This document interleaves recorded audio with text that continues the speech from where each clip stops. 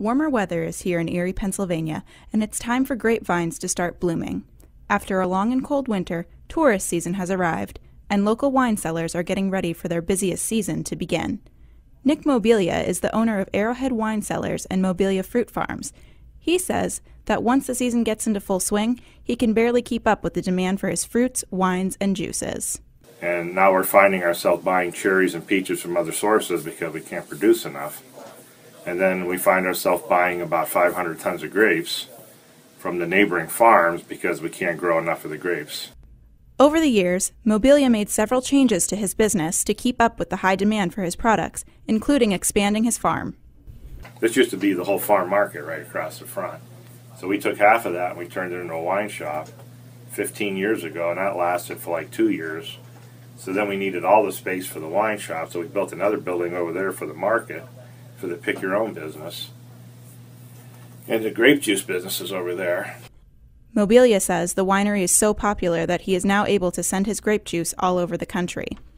We just kept getting pushed out, so we just added on, and now we got buildings everywhere, and we're just growing a lot of product, and we're selling a lot of product.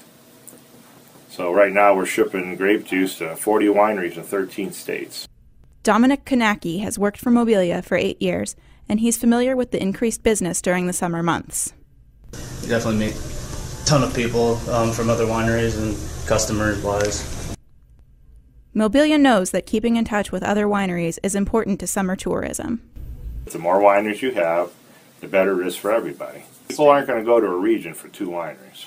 They'll go for 9 or 10, but they're not going to go for 2.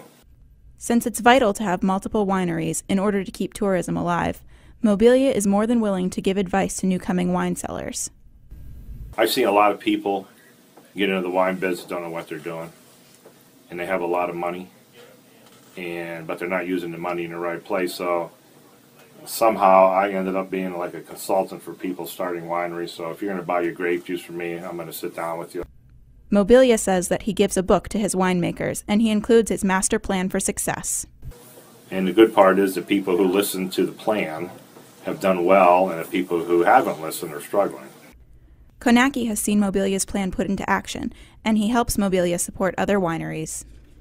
Well, we're on a wine trail, so there's 25 of us, so we all, every month they get together and plan events to get customers in, especially during the wintertime.